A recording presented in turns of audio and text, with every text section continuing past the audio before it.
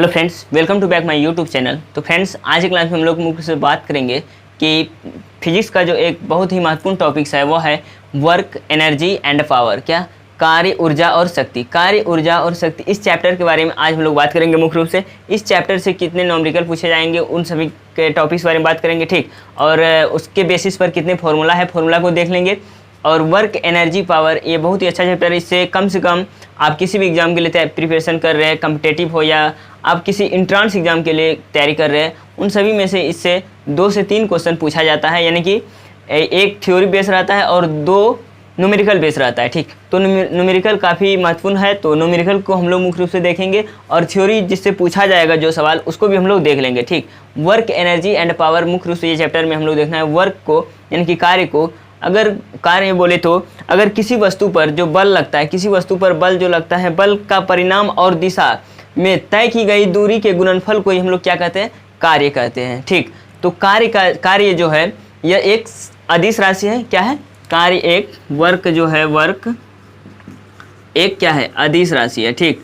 Work एक अदिश राशि है और इसका अगर ऐसा ही मात्रक जो है वह है हमारा जूल। क्या? जूल। ऐसा ही मात्रक क्या है? जूल है। और इसका अगर हम CGS की बात करें, CGS की, वो होता है अर्ग। कार्य का क्या? अर्ग, ठीक। तो कार्य का जो मुख्य रूप से यह एक अदिश राशि है और इसका ऐसे मात्रक जूल होता है और इसका CGS मात्रक अर्ग होता है, ठीक। अब हम लोग इसी तरह से देखते हैं एनर्जी। एनर्जी, कार्य करने की क्षमता को एनर्जी कहते हैं। कार्य करने की क्षमता यानी कि जो काम होता है उसको करने की जो क्षमता, एबिलिटी होती है, उसी को हम लोग क्या कहते हैं? एनर्जी कहते हैं। और एनर्जी का जो है ऐसा ही मात्रक जो होता है वो भी क्या होता है? जूल होता है। एनर्जी का ऐसे मात्रक क्या होता है? एनर्जी का भी क्या होता है? जूल होता है, ठीक। और यह भी एक अदिश राशि है। क्या है? एनर्जी भी एक अदिश राशि है। एनर्जी भी एक अदिश राशि है, ठीक। उसके बाद हम लोग अब देखते हैं पावर को, ठीक। क्योंकि थ्योरी पर ज़्यादा जाना नहीं है इसीलिए हम लोग शॉर्ट में देख रहे हैं। उसके बाद हम लोग न्यूमेरिकल में आएंगे फॉर्मूला के बेस पर, है ना। तो पावर को देखते हैं अगर, ठीक। तो पावर क्या है? कार्य करने की शक्ति, है ना।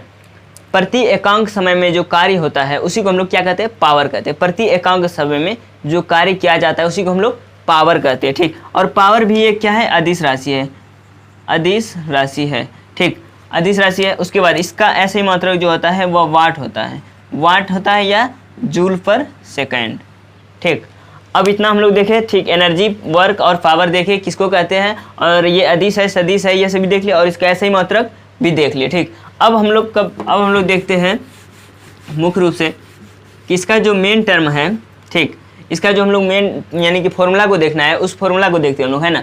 जैसे जो इसका वर्क का यानी कि W फॉर वर्क, अगर वर्क का हम लोग देखें तो वर्क का फॉर्मूला होता है F×S। हमने अभी बोला कि किसी वस्तु में जो बल लगता है, बल उसका परिणाम और दिशा में जो तय की गई दूरी होता है उसी के गुणनफल को हम लोग क्या कहते हैं? वर्क कहते हैं। तो F×S, F हो गया क्या? बल, S हो गया डिस्प्लेसमेंट, उसी के दिशा में जो तय की गई दूरी हो गया वह S है, ठीक। इसी को हम लोग दूसरे से देखते हैं। अगर F बल लग रहा है और S यानी कि S दूरी तय किया गया है और इसी के बीच में अगर कोई एंगल बने, थीटा एंगल बने, मान लेते हैं क्या? थीटा एंगल बने, तो इसके लिए जो हमारा फॉर्मूला आता है वर्क का, लिखते हैं हम लोग W बराबर F×S cos थीटा। क्या? F×S cos थीटा, ये होता है, ठीक। उसके बाद अगला देखते हैं हम लोग, बहुत महत्वपूर्ण, P, पोटेंशियल एनर्जी। क्या? पोटेंशियल एनर्जी, स्थितिज ऊर्जा, हिंदी लिख देते हैं यहाँ, स्थितिज ऊर्जा। पोटेंशियल एनर्जी अगर देखें हम लोग mgh, ये m क्या है? मास है, ठीक। और g क्या है? ये g है, ये कांस्टेंट है g, जिसका अगर आप वैल्यू ले सकते हैं 10 मीटर पर सेकंड स्क्वायर या 9.8 मीटर पर सेकंड। और ये h क्या है? h क्या है? जब किसी वस्तु को ऊपर से जब गिराया जाता है तो यही डिस्प्लेसमेंट जो है ये h में बदल जाता है ना। इसको हाइट भी बोल सकते हैं, ऐसी क्या? हाइट भी बोल सकते हैं ना। कुल मिलाकर बात यहाँ हुआ स्थितिज ऊर्जा बराबर mgh। स्थितिज ऊर्जा बराबर mgh, इसका काफ़ी यूज होगा तो इसको याद रखिएगा आप लोग। स्थितिज ऊर्जा यानी कि पोटेंशियल एनर्जी बराबर mgh। m for mass, g for ये कांस्टेंट है और इसका अगर आप वैल्यू लेना चाहते हैं तो 10 मीटर पर सेकेंड स्क्वायर इधर में रहता है। उसके बाद यह 9.8 मीटर पर सेकेंड स्क्वायर। अगर एक्यूरेट आंसर दिया हुआ है तो 9.8 मीटर पर सेकेंड स्क्वायर। वैसे अगर आपको एग्जाम में अगर पूछा जाए, अगर जी का मान दे दिया जाए, जी का मान अगर 10 लेना रहता है, 10 आपको दे दिया जाएगा मीटर पर सेकेंड स्क्वायर दे देगा, ठीक। अगर नहीं दिया हुआ रहेगा तो 9.8 लेके आपको सॉल्व कर लेना है, ठीक। उसके बाद हम लोग अगला आते हैं के ई, काइनेटिक एनर्जी बराबर, काइनेटिक एनर्जी बराबर देखते हैं हम लोग, है ना, half M V square, half M V square. Kinetic energy मतलब गतिज ऊर्जा, क्या, गतिज ऊर्जा, ठीक। तो एम क्या है, एम यहाँ भी मास है, ठीक, और वी क्या है, वी वेलोसिटी है, क्या, वेलोसिटी है। M for mass, V for velocity, यानी कि एम वी स्क्वायर, ठीक। काइनेटिक एनर्जी बराबर एम वी स्क्वायर, गतिज ऊर्जा बराबर एम वी स्क्वायर। क्लियर है यहाँ तक, ठीक है, क्लियर है ना। तो चलिए हम लोग अब देखते हैं पावर, शक्ति को देखते हैं। पावर बराबर क्या होता है, W/T, यानी कि अभी हमने बोला कार्य करने की दर को शक्ति कहते हैं, क्या कहते हैं, कार्य करने की दर को शक्ति कहते हैं। तो कार्य क्या हुआ, W हो गया, और दर यानी कि दर जिसने बोलेगा तो समय से भागा पड़ जाता है, ठीक। तो W/T यानी कि कार्य करने की दर को शक्ति कहते हैं। यानी कि P बराबर, पावर बोले P बराबर W/T, P बराबर W/T। अब इसी को अगर हम थोड़ा सिंप्लीफिकेशन करें इसका, तो W अभी हमने पढ़ा कि W बराबर होता है Fs cos थीटा, क्या होता है, Fs cos थीटा, ठीक, बट्टे T, Fs cos थीटा बट्टे T। क्लियर है यहाँ तक, ठीक। उसके बाद अब देखिए, अब हम लोग को यहाँ से क्या रिलेशन मिलता है, ये S/T जो है, ये देखिए, ये किसी चीज़ का रिलेशन है क्या, ये देखिए V बराबर आपने पढ़ा होगा S/T, यानी कि वेलोसिटी बराबर विस्थापन बटे समय, पढ़े हैं ना। तो S/T हो गया क्या, V। अब इसके जगह हम लोग लिख सकते हैं F × V, और अपने वेक्टर में पढ़ा होगा A vector dot B vector बराबर AB cos थीटा, पढ़ा है ना, A vector dot B vector और AB cos थीटा। यहाँ भी था F × S cos theta, S/T हो गया V, तो F × V हो गया वेक्टर, F × वेक्टर भी लिख सकते हैं इसको, क्योंकि हमने पढ़ा है A vector dot B vector और AB cos थीटा, तो इसके बदले हम लोग लिख सकते हैं F vector × V vector. Clear है यहाँ तक, ठीक। अगर आपको इस रूप में पूछा जाए पावर का फॉर्मूला तो ये हो सकता है, ठीक। अब हम लोग देखते हैं, एक बहुत ही सरल, यानी कि आप लोग जब से फिजिक्स पढ़ना शुरू किए होंगे तभी से ये फॉर्मूला जान रहे होंगे कि F यानी बल बराबर, फोर्स बराबर होता है मास गुना एक्सेलरेशन, मास गुना एक्सेलरेशन, ठीक। मास हो गया और ये क्या हो गया, एक्सेलरेशन, ठीक। तो F बराबर ma, इसको तो जान रहे हैं, ठीक, इसको उतना बताना नहीं है ना, वैसे आप लोग जान रहे हैं इसको। और अगला हम लोग देखते हैं मोमेंटम, संवेग, मोमेंटम संवेग, जिसको हम लोग P से डिनोट करते हैं, और मोमेंटम P बराबर होता है m × V, क्या, m × V। मोमेंटम P बराबर क्या होता है, m × V, मास गुना वेलोसिटी, क्या, मास गुना वेलोसिटी, ठीक। उसके बाद एक बहुत ही अच्छा आपका एनर्जी का फॉर्मूला है, एनर्जी, कार्य करने की क्षमता को क्या कहते हैं, एनर्जी, कार्य करने की क्षमता को एनर्जी कहते हैं, ठीक। तो कार्य करने की क्षमता को एनर्जी कहते हैं। तो एनर्जी का फॉर्मूला होता है E बराबर mc²। इसमें से E क्या है, E मैटर ऑफ एनर्जी है, क्या, पदार्थ का ऊर्जा है, मैटर ऑफ एनर्जी। M क्या है, मैटर ऑफ मास, पदार्थ की मात्रा, matter of mass, matter of mass है क्या, M। और C क्या है, स्पीड ऑफ, यानी कि वेलोसिटी ऑफ लाइट या speed of light, velocity of light. आप लोग कमेंट के माध्यम से बताइए कि लाइट का वेलोसिटी कितना होता है, ठीक। कमेंट हम जरूर देखते हैं, आप लोग कमेंट जरूर कीजिएगा, ठीक, तो वहाँ भी हम देखेंगे, ठीक।